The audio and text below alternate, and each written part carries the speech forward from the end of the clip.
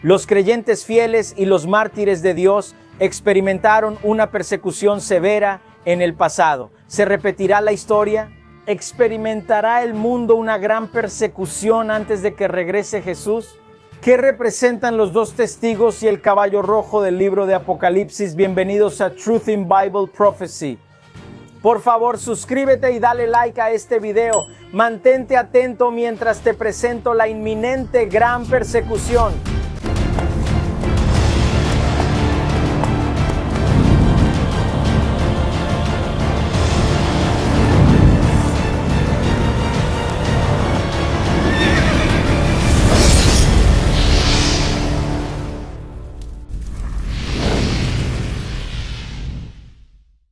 Durante 6,000 años, ese gran maquinador que una vez fue el más alto entre los ángeles de Dios, se ha dedicado completamente a la obra del engaño y la ruina. La ira del dragón, Satanás, estará sobre aquellos que no juren lealtad a la primera bestia de Apocalipsis 13, el anticristo papal. Muy pronto llegará el día en que la verdadera adoración será un crimen. La supresión de las escrituras durante el periodo de supremacía papal fue predicha por los profetas. Y el autor del Apocalipsis también señala los terribles resultados que habrían de ocurrir, especialmente para Francia, por el dominio del hombre de pecado, el papado. Ahora veamos la persecución que ocurrió en el pasado. Los dos testigos, a Juan, el exiliado en la solitaria Patmos, le fue revelado el período de 1260 años, durante los cuales se permitió que el poder papal pisoteara la palabra de Dios y oprimiera a su pueblo. Apocalipsis 13, versículo 3. Y daré poder a mis dos testigos y profetizarán por 1260 días vestidos de cilicio. Aquí está la asombrosa profecía de los 1260 días, también llamado el tiempo, tiempos y la mitad de un tiempo, y los 42 meses. Un día representa un año en la profecía bíblica. Números 14, 34 y Ezequiel 4, versículo 6. Un tiempo en la profecía es lo mismo que un año.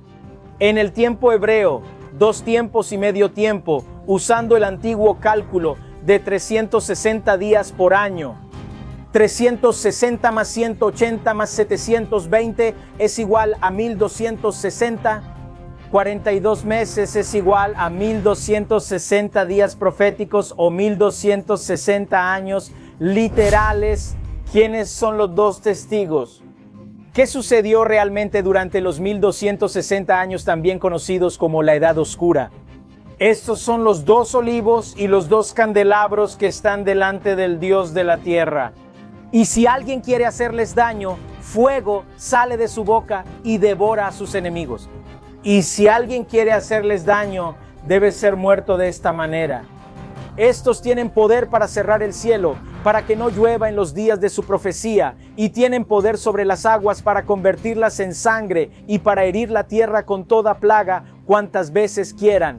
Muchas personas han especulado que estos dos testigos serán Moisés y Elías regresando a la tierra en el tiempo del fin, principalmente por el versículo 6 que dice: estos tenían poder para cerrar el cielo. Eso sucedió en los días de Elías.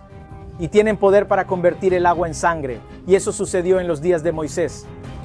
Pero sabemos que estos no son dos hombres reales, porque no habría hombres que escupen fuego caminando por el planeta Tierra al final de los tiempos. Definitivamente no. ¿Quiénes son los dos testigos? Necesitamos dejar temporalmente el libro de Apocalipsis y regresar al Antiguo Testamento, al libro de Zacarías. Zacarías 4, versículos 2 al 6, dice: y 2 olivos junto a él, uno a la derecha del depósito y el otro a la izquierda. Entonces respondí y hablé al ángel que hablaba conmigo, diciendo: ¿qué son estos, mi señor? Entonces el ángel que hablaba conmigo respondió y me dijo: esta es la palabra del Señor. El versículo 6 dice: esta es la palabra del Señor. Entonces, ¿quiénes son los dos testigos?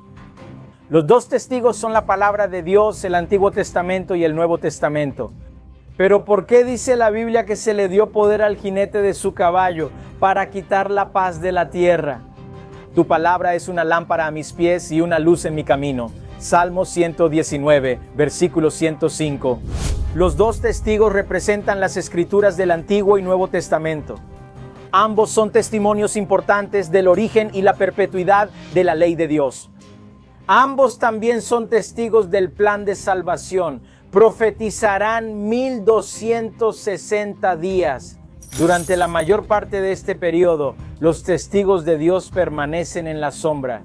El poder papal buscó ocultar la palabra de Dios al pueblo y ponerles delante falsos testigos para contradecir su testimonio. Había sido política de Roma, bajo la apariencia de reverencia a la Biblia, mantenerla encerrada en una lengua desconocida y oculta al pueblo. Bajo su dominio, los testigos profetizaron vestidos de cilicio. Pero otro poder, la bestia que sube del abismo, se levantaría para hacer una guerra abierta y declarada contra la palabra de Dios. El mismo espíritu que impulsó la masacre de San Bartolomé también estuvo presente en las escenas de la revolución. Jesús fue declarado un impostor y el grito de guerra de los incrédulos franceses era «aplasten al infame», refiriéndose a Cristo. La desdichada Francia prohibió la Biblia y proscribió a sus seguidores. Apocalipsis 6, versículo 4. Y salió otro caballo bermejo, y al que lo montaba le fue dado poder para quitar la paz de la tierra y que se mataran unos a otros. Y le fue dada una gran espada. El caballo rojo en el libro de Apocalipsis muestra que Satanás usa la violencia para llevar a cabo sus actos siniestros. ¿Por qué dice la Biblia que se le dio poder al jinete de este caballo para quitar la paz de la tierra? Respuesta: Jesús es el príncipe de paz, pero hizo una declaración solemne sobre un tipo de paz diferente. Mateo 10, versículo 34. No piensen que he venido para traer paz a la tierra. No he venido para traer paz, sino espada. Cristo vino a quitar la paz del mundo. Él es quien trajo la espada. Entonces, ¿qué es la espada? Efesios 6, versículo 17. Y tomen el yelmo de la salvación y la espada del Espíritu, que es la palabra de Dios.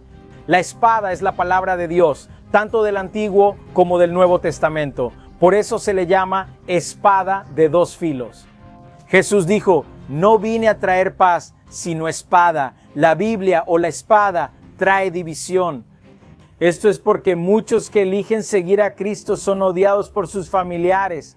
Esto puede ser parte del costo del discipulado, porque el amor a la familia no debe ser mayor que el amor al Señor.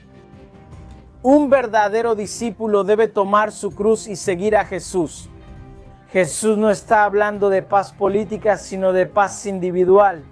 Así que la persona que cree en la espada, es decir, la Biblia, tendrá paz. La verdad sobre la persecución.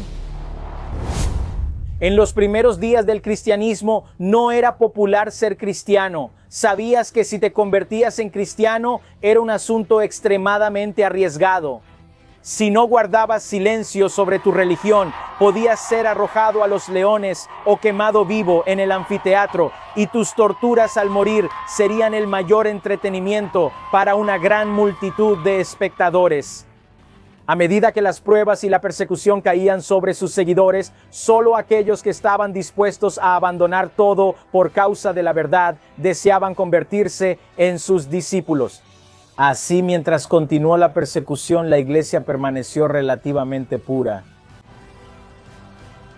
Notarás que a lo largo de la historia los verdaderos cristianos son perseguidos y los falsos cristianos son los perseguidores. Caín quería matar a Abel no por su maldad. Esaú quería matar a Jacob. Los hermanos de José querían matarlo. Un cumplimiento de Juan 16, versículo 2, los expulsarán de las sinagogas. Sí, llegará el momento en que quien los mate pensará que le está prestando un servicio a Dios. Mateo 10, versículos 21 y 22. Ahora el hermano entregará a la muerte al hermano y el padre a su hijo. Y los hijos se levantarán contra los padres y los harán morir y serán odiados por todos por causa de mi nombre. pero el que persevere hasta el fin será salvo. Cuando la tormenta de la persecución caiga sobre nosotros, las verdaderas ovejas escucharán la voz del verdadero pastor. ¿Ves el patrón aquí? Satanás odia la verdad y persigue a las personas que creen en la verdad. Todos los apóstoles experimentaron persecución y martirio. Mateo sufrió el martirio en Etiopía, asesinado por una herida de espada. Marcos murió en Alejandría, Egipto, después de ser arrastrado por caballos por las calles hasta que murió. Lucas fue ahorcado en Grecia como resultado de su tremenda predicación a los perdidos. Juan enfrentó el martirio cuando fue sumergido en una enorme tina de aceite hirviendo durante una ola de persecución en Roma. Sin embargo, fue liberado milagrosamente de la muerte. Juan fue sentenciado a trabajar en las minas en la actual isla de Patmos. Escribió su libro profético del Apocalipsis. Pedro fue crucificado boca abajo en una cruz en forma de X. Según la tradición de la iglesia, fue porque les dijo a sus verdugos que se sentía indigno de morir de la misma manera en que Jesús había muerto. Pablo fue torturado y luego decapitado por el malvado emperador Nerón. En Roma, en el año 67 después de Cristo, Pablo soportó un largo encarcelamiento que le permitió escribir muchas epístolas a las iglesias que había formado en todo el Imperio Romano. Estas cartas, que enseñaron muchas de las doctrinas fundamentales del cristianismo, forman una gran parte del Nuevo Testamento. Así como los apóstoles y los seguidores de Jesús enfrentaron la prueba definitiva para los creyentes, así también los cristianos en los últimos días enfrentarán la prueba definitiva. Todos los que quieran vivir piadosamente en Cristo Jesús sufrirán persecución. En el capítulo 1 de Daniel, a pesar de la presión en las cortes de Babilonia, Daniel se mantuvo fiel a Dios y pudo rechazar el vino de Babilonia. Y como resultado de su fidelidad, pudo interpretar el significado del sueño del rey Nabucodonosor en el capítulo 2 de Daniel sobre la segunda venida de Jesús, la roca. En el capítulo 3 de Daniel, Hananías, Azarías y Misael se enfrentan a un decreto de muerte por el tema de la adoración cuando el rey Nabucodonosor levanta la imagen de Babilonia. Pero la imagen no solo era un símbolo de la naturaleza indestructible y eterna de Babilonia. Inclinarse ante la imagen no solo era una señal de lealtad al poder civil, como jurar lealtad a la bandera. La imagen en realidad era un símbolo religioso de lealtad al panteón babilónico. Nuestro Dios, a quien servimos, es capaz de librarnos del horno de fuego ardiente y nos librará de tu mano, oh Rey. Pero si no, sepas, oh Rey, que no serviremos a tus dioses, ni adoraremos la imagen de oro que has levantado. A través del gran poder controlado por el paganismo y el papado, simbolizados por el dragón y la bestia semejante a un leopardo, Satanás destruyó durante muchos siglos a los fieles testigos de Dios. Así, hay un traspaso de la estafeta del dragón a la bestia del mar y luego a la bestia de la tierra. Se nos dice que todo lo que hace esta bestia de la tierra se realiza en presencia de la primera bestia. La bestia de la tierra, Estados Unidos, ayudará a la bestia del mar, el papado, a recuperar su poder, ayudando a derribar 3 muros que impiden que el papado ejerza dominio mundial. Muro número 1. El primer muro es el que existe entre protestantes y católicos. El segundo muro es el que existe entre la iglesia y el Estado. Y el tercer muro es el que existe entre el catolicismo y las personas de mentalidad secular. El papado gobernó bajo este sistema de adoras o sufres las consecuencias en la Edad Media. Millones fueron perseguidos y asesinados bajo esta forma de gobierno de iglesia y Estado. Al seguir este mismo acto, se reproduce la imagen de la forma de gobierno de iglesia y Estado, como cuando surgió el papado. Y esto es exactamente lo que harán los Estados Unidos de América. Hoy en día la mayoría de los cristianos están buscando en el Medio Oriente el cumplimiento de la profecía bíblica. Y por lo tanto, los poderes que jugarán un papel en el cumplimiento de la profecía están ocultos a la vista. Y prácticamente todas las naciones se maravillan ante el papado. Grandes líderes protestantes han hecho fila para ir al Vaticano. Tony Palmer, Joel Osteen, James Robinson, Rick Warren y Kenneth Copeland Todos han jurado lealtad al Papa. Las iglesias protestantes han rechazado los claros argumentos bíblicos en defensa de la ley de Dios y desean silenciar a aquellos cuya fe no pueden derribar con la Biblia. No podemos darnos el lujo de debilitarnos ni retrasarnos cuando todas las palabras de las profecías de la Biblia se están cumpliendo.